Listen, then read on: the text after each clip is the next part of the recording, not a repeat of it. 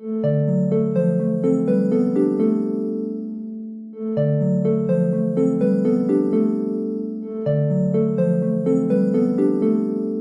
je suis heureuse de vous retrouver sur cette nouvelle vidéo de la série qui s'intitule Myosthésie plurielle. Pour ceux qui ne me connaissent pas, je suis Karine Montreuil, praticienne et formatrice en myosthésie.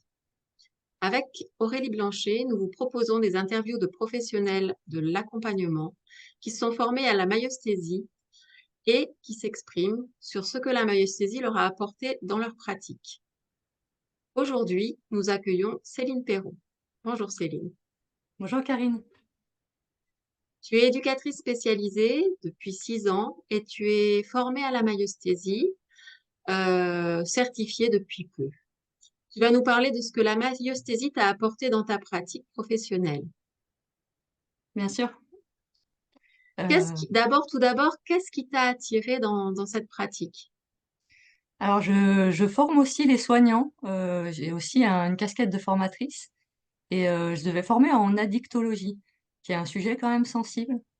Voilà, c'est mon frère qui m'avait dit, ben regarde ce que Thierry Tournebise a écrit sur l'addiction, c'est vraiment très intéressant. Donc je me suis dit, bah je vais lire son article. Et effectivement, ça a été une révélation de me dire que ben c'est une pratique qui part du principe que le symptôme est pertinent. Et ça change tout. Et du coup, j'ai donné mon premier cours d'addicto avec du contenu de cet article et j'ai senti tout de suite que ça a changé quelque chose chez mes élèves aussi qui ont été très très réactifs de manière très positive. Voilà comment j'ai connu la myosthésie et après j'ai pu que continuer à avoir envie de découvrir. Et du coup, à partir du moment où tu t'es formée, qu'est-ce que ça a changé dans ta manière d'accompagner? Alors, c'est vrai que moi, je suis éducatrice spécialisée, donc on est censé être enfin, on est des experts de la relation humaine et des interactions sociales. Donc ça, c'est un peu c'est mon champ de mes missions, en tout cas première. Et je me suis rendu compte que des fois, j'allais pas assez loin aussi, j'étais beaucoup dans la résolution de problèmes. Et du coup, on m'amenait un problème et moi, j'essayais de trouver une solution. Des fois, je trouvais pas ça très juste. Et ce que m'a apporté la myosthésie dans ma pratique professionnelle, c'est, au lieu d'essayer de trouver des solutions, et ben, j'étais plus à l'écoute du problème comme une pertinence à l'œuvre.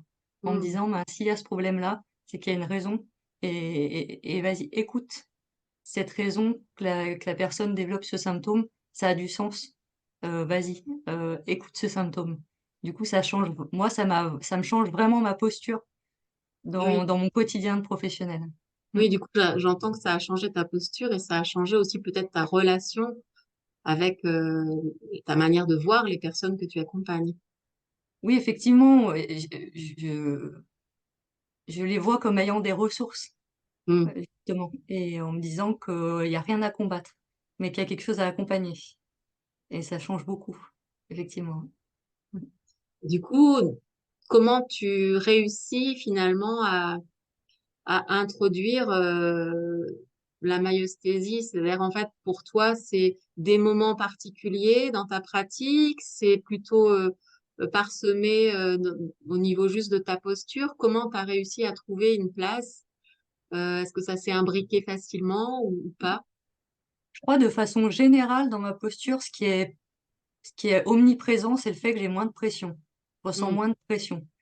Je ressens moins la pression de me dire: «Ah ben, dès que ça va arriver, le problème va arriver, il va falloir que je solutionne». Déjà, en fond, moi, ça m'a posé. Et après de manière vraiment pratico-pratique, pour prendre un cas concret, un enfant, voilà, les parents arrivent en disant, «J'arrive pas à lui enlever ses couches, il a 7 ans, aidez-moi». Là, c'est un challenge. 7 ans, enlever des couches à un enfant, voilà, en tant qu'éduc, je vais dire: «Ben, voilà, tu es grand, tu as 7 ans, tu es plus un bébé, c'est plus le moment de porter des couches». Maintenant, je fais plus du tout ça. Maintenant, je vais voir l'enfant en lui disant avec une posture de en quoi c'est pertinent pour lui de continuer de porter des couches? Et du Mm. coup, j'y vais avec cette question. Lui dire: C'est important pour toi de continuer à porter des couches?» Et en creusant comme ça, d'aller voir, bah, en quoi pour lui c'est important de continuer à porter des couches et ça amène des trucs, incroyables. Mm. Ça Ah oui, oui, j'imagine, ouais. voilà, c'est ouais, c'est oh, c'est vraiment, moi j'y vais dans l'idée que je ne sais pas ce qu'il va me dire aussi. Je suis dans le non-savoir et j'ai hâte qu'ils me disent pourquoi ils portent des couches. Hmm, Et du coup, moi j'ai l'impression de pas du tout être dans la même posture. super, merci. Et j'ai encore une dernière question. Si tu devais énoncer une phrase pour nous dire ce que représente pour toi cette rencontre avec la maïesthésie, qu'est-ce que tu dirais? Je dirais que c'est, pour moi, la rencontre, la maïesthésie, ça a été vraiment un chemin dans le non-savoir. Voilà. Que, que j'y vais avec ce que je suis et pas avec ce que je sais. Hmm, Voilà. et qu'est-ce que ça change pour toi? Je dirais que je suis plus dans une rencontre d'être à être et non d'accompagner à accompagnant. Je trouve. Merci, merci beaucoup de tous tes partages, Céline. Merci à toi, Karine. Merci. À une prochaine. À bientôt.